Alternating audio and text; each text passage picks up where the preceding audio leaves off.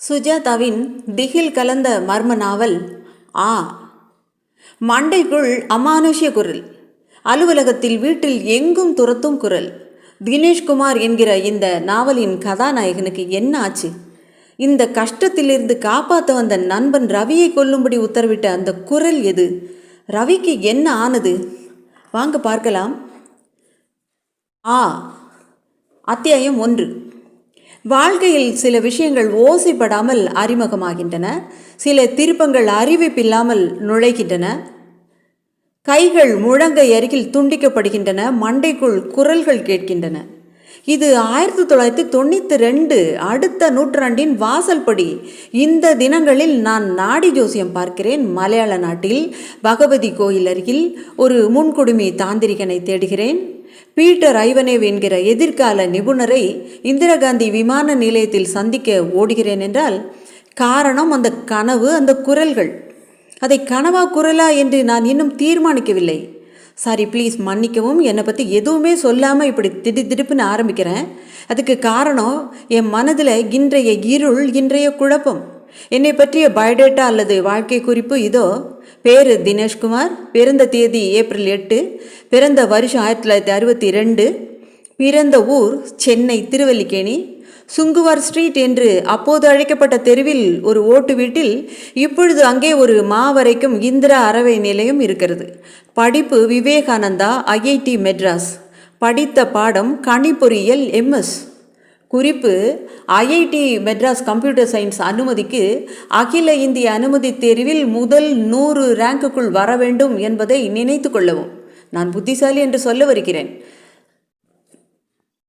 திருமணம் தேவகி என்ற பெண்ணுடன் சென்ற ஜனவரி அன்று நடந்தது. கண்டேன், பார்த்தேன், கேட்டேன், மணந்தேன், மகிழ்ந்தேன். அடுத்த நூற்றாண்டின் இன்ஸ்டன்ட் காதல் இது. கின்னஸ் புஸ்தகத்தில் மிக விரைவாக காதலுக்கு ரெக்கார்டு ஏதாவது இருக்கா அப்படின்னு பார்த்தா என்னோட ரெக்கார்டு 48 செகண்டு. நல்ல படிப்பு, நல்ல வேலை, நல்ல பெண்டாட்டி, நல்ல ரசனை. இவ்வளவு இருந்தும் நான் போன சனிக்கிழமை தற்கொலை செய்து கொள்ள முயற்சி செய்தேன். பிளேடு பாய்ந்த போது முதலில் ரத்தம் வரவில்லை. அதன் பின் மெல்ல மெல்ல பாத்ரூம் சைனாவில் இரத்த கோடுகள் வழிய வெந்நீர் குழாயை திறந்து விட்டதில் இரத்த நாளம் தளர்ந்து விட அவசரமாக தண்ணீர் சிவப்பாகி உடனே தன்னை அலம்பிக் கொண்டு கசியும் போது அத்தனை அழகாக இருந்தது என்னுடைய B பாசிட்டிவ் இரத்தம். அதை வசீகரமாக பார்த்து கொண்டிருந்தேன். வலிக்கவில்லை. கதவை உள்பக்கம் சாத்திக்கொள்ள மறந்து போனதில் தேவகி உள்ளே வந்து, என்ன பண்ணுறீங்க? ஏறக்குறைய கத்தினாள். மிஸ்டர் தினேஷ்குமார், உங்களை புரியவே இல்லை. இதுக்காக இந்த முயற்சி. வாழ்க்கையில் இந்த பணம், புகழ், இளமை, அந்தஸ்து எல்லாம் இருக்கிறப்ப சந்தோஷத்தின் உச்சியில் ஏன் இந்த சரிவு? ஏன் ஏதாவது காரணம் இருக்கலாம்ல? சூப்பர்டென்ட் ஒரு IPS அதிகாரி. ஏன் சொல்லுங்க. தெரியல, திடீர்னு தோணுச்சு. தேவகி சொன்னாள், இதையே தான் சொல்லிட்டு இருக்காரு. என்ன காரணம்னா அதை இனிமே தான் கண்டுபிடிக்கணும். தலையில் அடித்து கொண்டாள். 1 வாரத்துக்கு கையை கட்டி போட்டுரு என்றாள் அம்மா. ஏன் அப்படி செஞ்சேன்? காரண வேட்கைக்காக முதல் டைரி எழுத தொடங்கினேன்.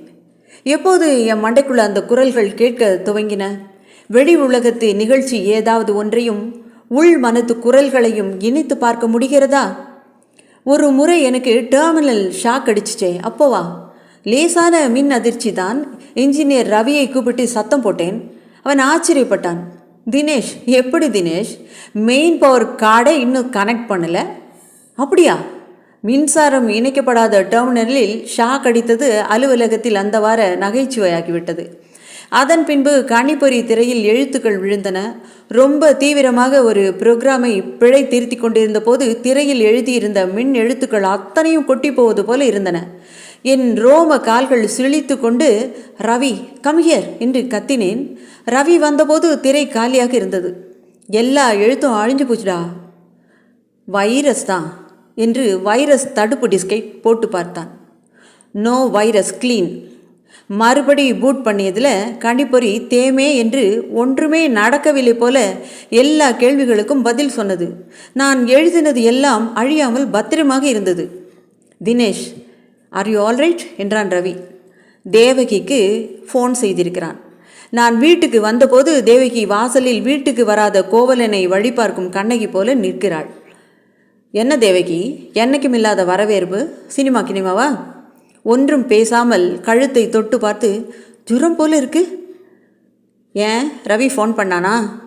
ஆமாம், அவனை சுடணுண்டி. உங்களுக்கு உடம்புக்கு என்ன? அதெல்லாம் ஒன்றுமே இல்லை. பின்ன ஏன் ஷாக் இல்லாத இடத்துல ஷாக்குங்கிறீங்களா, வைரஸ் இல்லாத இடத்துல? ஏய், எனக்கு ஷாக் அடிச்சிச்சு, நான் வைரஸை பார்த்தேன். அப்போ அவங்களெலாம் பார்க்கலையா? பாரு, என்னை நீயும் சேர்த்து குழப்பாத. அம்மா எங்கே போயிருக்கா? கோவிலுக்கு. ஹோ, வேண்டிக்கிறதுக்கா? ஆமாம். சில சமயம் நான் எந்த நூற்றாண்டில் இருக்கேன்னே எனக்கே சந்தேகம் வருது. ஆஃபீஸில் 29, வீட்டில் 12 வயசு பையன். உங்களுக்கு உடம்புக்கு எதுவும் இல்லை தானே? அவள் மிகவும் கவலையோடு கேட்டாள். எழுந்து அலமாரிக்கு வந்து அம்மாவுக்காக ஒரு தடவை கொடுத்திருந்த டைசி ஃபார்ம் போட்டுக்கொண்டு ஒரு டம்ளர் தண்ணீர் அருந்திவிட்டு வந்து படுத்து கொண்டேன். சற்று நேரத்தில் தூங்கி போனேன்.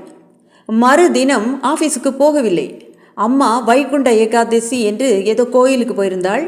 தேவகி சமையல் அறையில் சத்தம் பண்ணி கொண்டிருக்க நான் நேற்றைய ஸ்டேட்மெண்ட் கிராஸ்வேர்டுக்காக வாங்குவதை எடுத்துக்கொண்டேன். MEMO மெமோ என்று எழுதும் முன், உனக்கு டாக்டர் தேவை என்றது அந்த குரல். யார் என்று திரும்பி பார்த்தேன். அறையில் யாருமே இல்லை. டாக்டர் கிட்ட போ, சாவரத்துக்குள்ள. அதே குரல், அழுத்தமான ஆண் குரல். தமிழ் உச்சரிப்புத்தான் ஒரு மாதிரி இருந்தது. யார் நீ, என்ன நீ என்றேன். நான் தான் நீ, நீ தான் நான். உன் பேர் என்ன? என் பேரும் தினேஷ்குமார் தான். நீ என்ன செய்கிற? மாடிக்கு வா. மாடியிலையா இருக்க? இல்லை, உன்னோட தான் ஐக்கியமாக இருக்கேன். மாடியில் என்ன? வா, ஏன் சொல்கிறேன். மாடியில் 2 அறைகள், கெஸ்ட் ரூம், மாஸ்டர் பெட்ரூம். அங்கிருந்து பால்கனியும் வாயிற்பக்கம் புல்வெளியும் என் மாருதியும் தெரிய, எதிரே சித்தரஞ்சன் அவென்யூவின் நேர் கோடு போன்ற மரங்களும் தெரிய. இங்கே இல்லை, அப்படியே மொட்டை மாடிக்கு. அங்கே என்ன? அங்கே தான் உன்னோட நிம்மதியாக நான் பேச முடியும். நான் அந்த சமயத்தில் செலுத்தப்பட்டவன் போல உணர்ந்தேன். மொட்டை மாடிக்கு போக வேண்டியது. சாசனம் பண்ணி கல்லில் எழுதி உத்தரவாதம் செய்யப்பட்ட சாஸ்வத உண்மை போல தான் நடந்தேன். சற்றே செங்குத்தான இரும்பு படிகள், அவற்றின் மேல் ஏறி மொட்டை மாடிக்கு வந்தேன். டெலிவிஷன் ஏரியல், சின்டெக்ஸ் தண்ணீர் தொட்டி, அங்கங்கே மழை தாக்கத்தால் கரும் திட்டுக்களாக தரை முழங்கால் உயரத்துக்கு பாரபெட் சுவர். அதுவரை நடந்து செல்ல சுவர் மேலே ஏறு. அதன் மேல் ஏறிக்கொண்டேன். சுமார் 40 அடி உயரம். கீழே இரத்த துளி போல என் மாருதி தெரிய, ரப்பர் குழாயிலிருந்து புல்வெளியில் நீர் கசிந்து கொண்டிருந்தது. அமைதியான துல்லிய நீல வானம். ஒரு போயிங் விமானம் மீனம்பாக்கம் நோக்கி சென்று கொண்டிருந்தது. என்ன பண்ணணும் என்றேன். குதி. அத்தியாயம் 2. சென்ற அத்தியாயத்தில் இதை கனவா குரலா என்று நான் இன்னும் தீர்மானிக்கவில்லை. என் பேர் தினேஷ்குமார். கணிப்பொறியியலில் MS, திருமணம் தேவகி என்ற பெண்ணுடன். 48 செகண்டில் தீர்மானித்து, நல்ல வேலை, நல்ல பண்டாட்டி, நல்ல ரசனை எல்லாம் இருந்தும் போன சனிக்கிழமை தற்கொலை செய்து கொள்ள முயற்சி செய்தேன். அதன் முழு வர்ணனை சென்ற அத்தியாயத்தில். அதனை காரணத்தை ஆராயும் பொருட்டு ஒரு டைரி எழுத ஆரம்பித்தேன். முதலில் என் மண்டைக்குள் எப்பொழுது குரல் கேட்டது? ஷெல்லியின் வரிகளில் இருந்து தான் துவங்கியதாக ஞாபகம். Such harmonious madness. வீட்டில் தனியாக இருக்கும்போது அந்த குரல் என்னை மாடிக்கு அழைத்தது. போனால் பாரபெட் சுவரில் ஏறி நிற்க சொன்னது.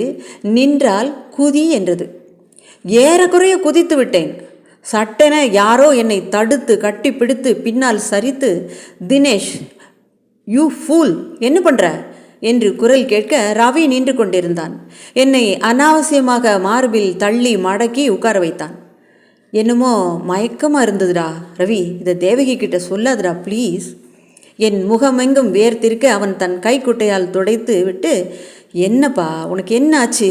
நான் வந்து பார்க்குறப்ப நீ வாட்டில் சுவர் மேலே ஏறிக்கிட்டு 4 பெக்கு போட்டவன் மாதிரி தள்ளாடிக்கிட்டு குடிச்சிருந்தியா என்று மூச்சை வாசனை பார்த்தான். இல்லைடா. இப்போ விளையாட்டுக்கு குதிக்க பார்த்தியா? இல்லை ரவி, நீ எப்படி இங்கே வந்த? நீ ஃப்ளாப்பி கேட்டிருந்தில்ல, அதை உங்ககிட்ட கொடுக்கலான்னு வந்தேன். கீழே உன்னோட பொண்டாட்டி சொன்னால் மாடியில் இருக்கேன்னு. மாடிக்கு வந்தால் மொட்டை மாடி பக்கம் நீ போயிட்டுருக்கிறத பார்த்ததும் நல்ல வேலை, என்னடா ஆச்சு சொன்னால் கேலி பண்ண மாட்டியே? இல்லை, திஸ் இஸ் சீரியஸ், சொல்லு. என் மனசுக்குள்ளே மண்டைக்குள்ளே சத்தம் கேட்குதுடா, ஒரு குரல். சொல்லு, என்ன குரல்? அந்த குரல் என்னை செத்து போன்னு ஆணையிடுது. அதை கேட்டுட்டு பலியாடு மாதிரி நீ நடந்து போனியா? ஆமாம், ரொம்ப வற்புறுத்தலாக கேட்டுச்சு. எனக்கு நல்லது பண்ண தர்ற மாதிரி ரொம்ப முக்கியமாக கெஞ்சலா. I can't believe it. உயிர் வாழவே பிரியப்படுவோம், காரணம் இல்லாமல் நாம ஏன் சாகணும்? தெளிவாக கேட்குறதுப்பா குரல். அதில் இருக்கிற குழைவு, கன்விக்ஷன். ரவி ரொம்ப நடைமுறையானவன், அவனுக்கு எதிலுமே நம்பிக்கை கிடையாது. அவன் என் மண்டை மேலே தொட்டு பார்த்து, நத்திங் ராங், நீ என்ன ஓட்டா ஏதாவது போட்டியாடா என்றான். இல்லை ரவி. தேவகி அப்போது மாடிக்கு வந்து, என்ன 2 பேரும் மொட்டை மாடியில் என்றாள். ரவி, தேவகி, உன் ஹஸ்பண்டு புதுசாக ஒன்று ஆரம்பிச்சிருக்கார். ரவி, ப்ளீஸ் என்று கெஞ்சினேன். தேவகி ஏதோ தப்பாக இருப்பதை உணர்ந்து, என்ன என்றாள். அப்புறம் சொல்கிறேன். தேவகி டிஃபன் தட்டை வைத்துவிட்டு கீழே வாங்க என்றாள். என்னை ஒரு மாதிரியாக பார்த்து கொண்டே சென்றாள். நீ போ, ரவி கிட்ட நான் பேசிட்டு வரேன். அவள் போனதும், தேவகி கிட்ட சொல்லாமல் எப்படி காலம் தள்ள போகிற என்று கேட்டான் ரவி. ரவி, நான் என்ன பண்ணுறது? முதல்ல நீ ஒரு நல்ல டாக்டரை பார்க்கணுண்டா. என்ன டாக்டர்? நியூராலஜிஸ்ட் இல்லைன்னா நியூரோ சர்ஜன், யாரையாவது. அவர் என்ன சொல்லுவார்? நீ ஒரு நாள் ரெஸ்ட் எடுத்துக்கோ, மாடி பக்கம் வராமல் கீழே இரு. இந்த குரல் கேட்டால் வீட்டில் இல்லை வெளியூர் டூர் போயிருக்கேன்னு சொல்லிடு. நான் டாக்டர்கிட்ட ஒரு அப்பாயின்மெண்ட் வாங்கிட்டு வந்து உன் மனைவி கிட்ட சொல்லிடுறது நல்லது, சேஃப்டி. எப்படிடா சொல்லுவேன்? அம்மா வேற இருக்கா, அழ ஆரம்பிச்சிருவா. சின்ன முள்ளு குத்துனாலே 2 பேரும் அழுவாங்க, தைரியமே கிடையாது. ரவி, என் வீட்டு பர்சனல் கம்ப்யூட்டரில் கேக் வாக்கை பொருத்திவிட்டு என்னிடம் இருக்கும் காசியோ எலக்ட்ரிக் பியானோவுடன் இணைத்துவிட்டு டெமோ ப்ரோக்ராமை தட்ட அது பீத்தோவன் போல வாசித்தது. அதை கேட்டு அம்மாவும் தேவகியும் உள்ள வந்து ஆச்சரியமாக வேடிக்கை பார்த்தார்கள். கம்ப்யூட்டர் பாட்டு வாசிக்கிறதுமா என்றேன். இந்த பாட்டு இதுக்கு முன்னால் கேட்டுதே. எப்போ? நேற்றுக்கு. எங்கே? இதே ரூமில்? இல்லைம்மா என்றேன். ரவி அம்மாவை ஒரு மாதிரியாக பார்த்தான். ரேடியோவில் இருக்கும் என்றான். அவன் போனதும், உனக்கு இந்த மஞ்சள் மரு எப்படா வந்தது என்றாள் அம்மா. எந்த மரு? இந்த மூக்குக்கு பக்கத்தில் என்ன இது கருப்பா? ஏதாவது அழுக்கா இருக்குமா என்றாள் தேவகி. இத்தனை பெருசா மச்சமா? பிறந்ததுலேருந்தே தெரியுமே. கிடையாதே. டேய், ராத்திரி பால் சாப்பிட்றியா இல்லையாடா? தேவகியும் என்னை அருகில் பார்த்து, மத்தியானம் கூட இல்லை, தேய்ச்சி குளிச்சா சரியாக போயிடும் என்றேன். அவர்கள் ஹாலில் டிவி பார்த்து கொண்டிருக்க நான் கேக் வாக் புஸ்தகத்தை எடுத்து புரட்ட ஆரம்பித்தேன். அப்பொழுது மறுபடி அந்த குரல் கேட்டது. சொன்னா கேட்க மாட்டேங்கிற பாத்தியா? யார் சொன்னத? நான் தான். நீ யாரு சொல்லு முதல்ல. பகைவனும் இல்லை, நண்பனும் இல்லை. உனக்கு ஒன்று சொல்லட்டுமா? ஒன்றும் சொல்ல வேண்டாம், போ. இல்லை, நான் சொல்கிறத ஜஸ்ட்டு கேளு, போதும். கேட்க மாட்டியா? இது உனக்கு வேணுமா வேணாமா? எது? ஒரு அழகான லைப்ரரி, உலகத்தில் உள்ள அத்தனை கவிதைகளும் கதைகளும் அத்தனை இலக்கியங்களும் இருக்கிற லைப்ரரி. எங்கே இருக்குது? இங்கே தான். இங்கேனா நான் இருக்கிற இடத்துல. அப்புறம் லேசான வசந்த நீரோடைகள், இந்த பக்கம் பக்கத்து 10 பேர், அந்த பக்கத்து பக்கம் 10 பேர், எல்லாம் ஜல கன்னிகைகள்.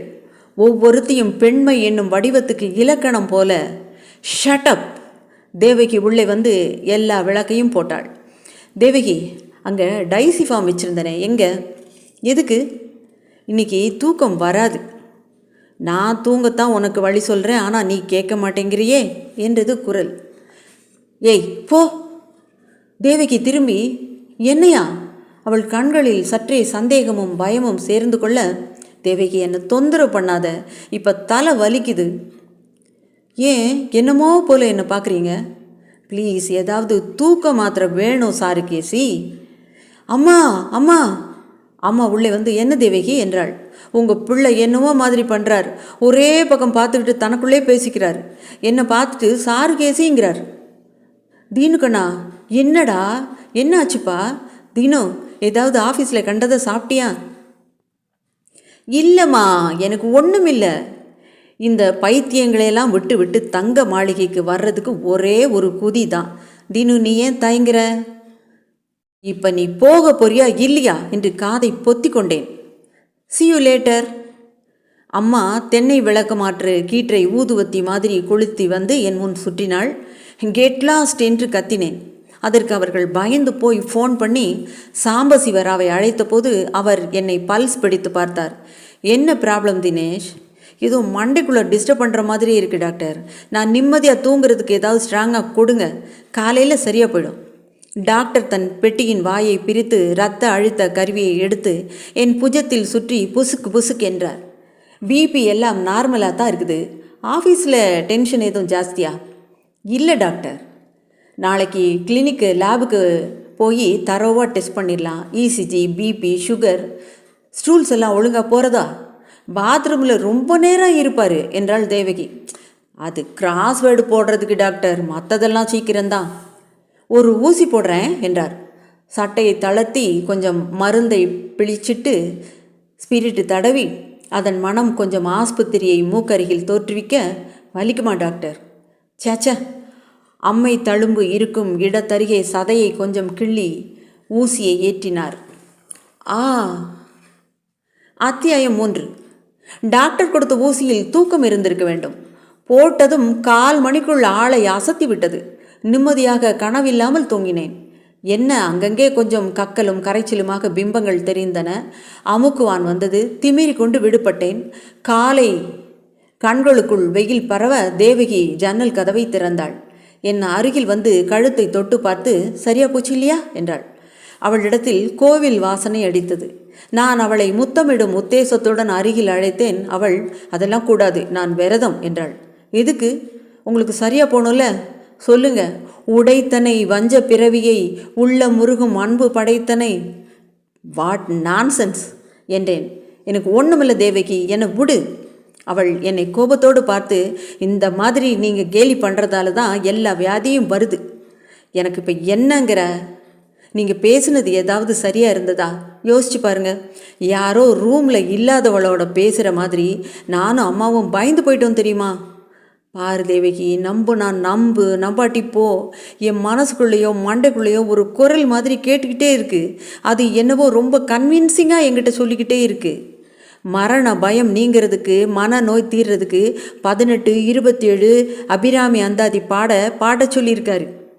அதெல்லாம் வெட்டி. இன்றைக்கி ரவி என்னை நியூராலஜிஸ்ட் கிட்ட கூட்டிகிட்டு போகிறேன்னு சொல்லியிருக்கான்.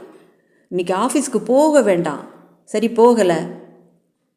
யோசித்து பார்த்தேன். அவர்கள் இருவரும் கவலைப்படுவதில் அர்த்தம் இருக்கிறது.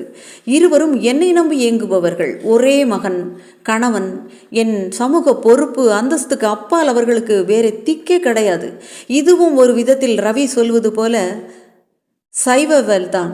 அபிராமி அந்தாதியும் விரதங்களும் நியூராலஜிஸ்டும். ஆஃபீஸுக்கு ஃபோன் செய்து இன்று வரமாட்டேன் என்று சொல்லிவிட்டேன். சுதர்சன் பேச வேண்டும் என்று சொன்னானாம். கனெக்ஷன் கொடுக்கவா? தினேஷ், உனக்கு என்னாச்சு? What is this? மண்டக்குள்ளே என்னமோ குரல்னு சொன்னியாமே, நான்சென்ஸ் என்றான். சொன்னா உனக்கு புரியாது. ஏன்னா அது எனக்கே புரியலை. எனக்கு என்னவோ நீ ஓபி அடிக்கிறேன்னு சந்தேகம். சிரித்தான் சுதர்சன் ராஜா. இல்லை ராஜா, டேய், புது பொண்டாட்டி, கல்யாணம் ஆனப்புறம் இந்த ப்ராப்ளம் வந்திருக்கு. எதுக்கு தான் நீங்கள்லாம் கல்யாணம் பண்ணுறீங்களோ? வீட்டில் மேட்னி ஷோ போடுறதுக்கு ஏதாவது சாக்கு சொல்லிட்டு. This is ridiculous. இல்லை, இது ரொம்ப சீரியஸ்.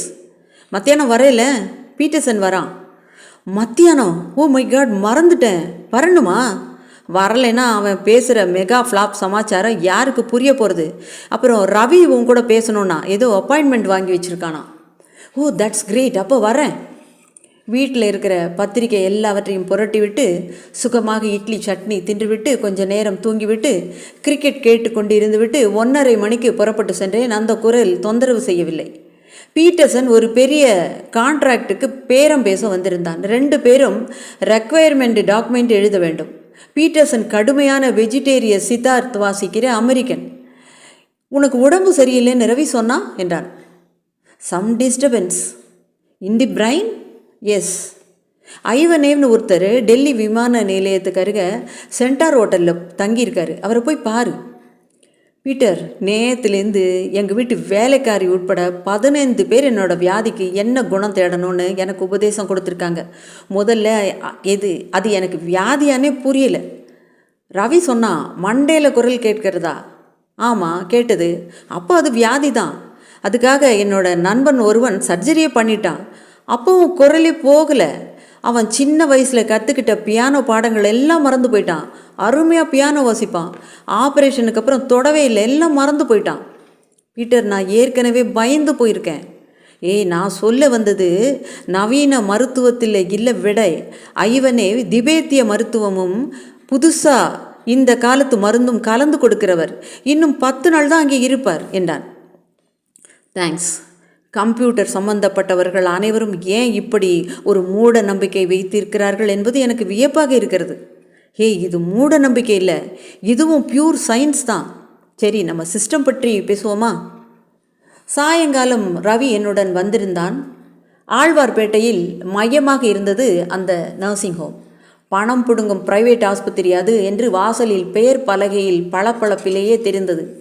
நீலம் பாரித்த கண்ணாடி கதவுகளை திறந்தால் வெளிர் நீளத்தில் குட்டை கை சட்டை போட்ட நர்ஸுகள் அத்தனை பேரும் அழகாக இருந்தார்கள். அதற்கென்றே தேர்ந்தெடுத்திருக்கிறார்கள் போலும். ரிசப்ஷனிஸ்டின் சீட்டுக்கு பின்னால் சாமிநாதனின் ஒரு நவீன சித்திரம் மாட்டியிருந்தது. அந்த பெண், doctor Damodar will see you in a minute என்றாள். அத்தனை பெரிய ஆஸ்பத்திரிக்குள் டாக்டரின் முதல் மாடி அறை சற்றே குறுகலாகத்தான் இருந்தது. தாமோதருக்கு என்னை விட 2-3 வயசு அதிகமாக இருக்கும். சர்ஜனுக்கு உண்டான குல்லாய் அணிந்து மார்பின் அங்கியை மட்டும் கழற்றி வைத்திருந்தார்.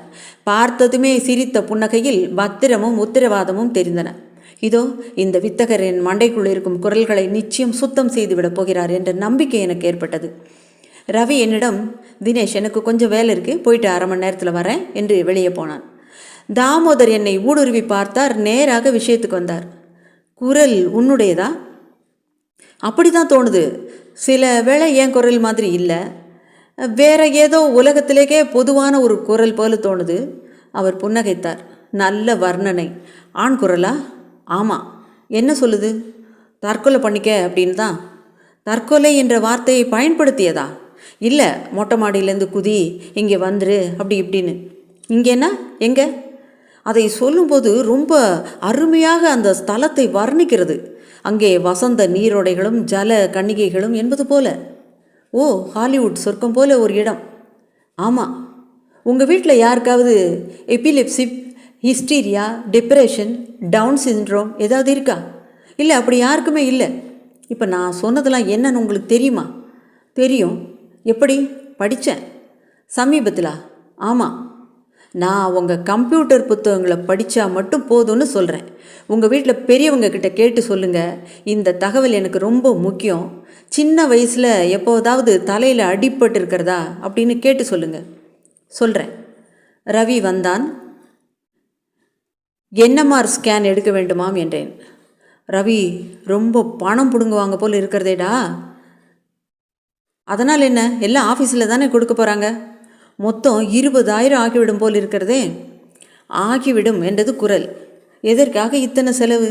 பேசாமல் ஷட்டப். என்ன என்றான் ரவி திரும்பி. கார் பார்க்கில் நின்று என்னை நிதானமாக பார்த்தான்.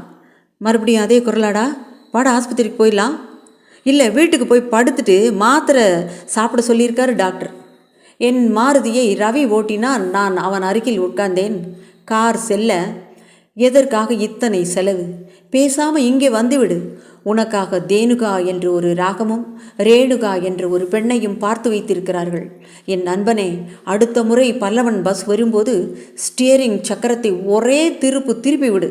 நேராக அந்த பாதையில் வந்துவிட்டால் உன்னை அடித்தது என்ன என்று கூட தெரியாமல் இங்கே நீ வந்துவிடலாம். ரவி, காரை நிறுத்து. Don't be chilli. இந்த டிராஃபிக்லையா? ரவி, நிறுத்து ப்ளீஸ். திருப்பும் அந்த பஸ் வருகிறது. திருப்புடா முட்டாளே, திருப்பு. பயணிகள் பிதுங்கலாக மூளை திரும்பும்போது தரையை தேய்த்து கொண்டு நெருப்பு பொறி பறக்க ஒரு பல்லவன் பஸ் எதிரே வர காரை ஓட்டி கொண்டிருந்த ரவியின் பிடியில் இருந்த ஸ்டியரிங்கை நான் பலமாக திருப்பினேன். ஆ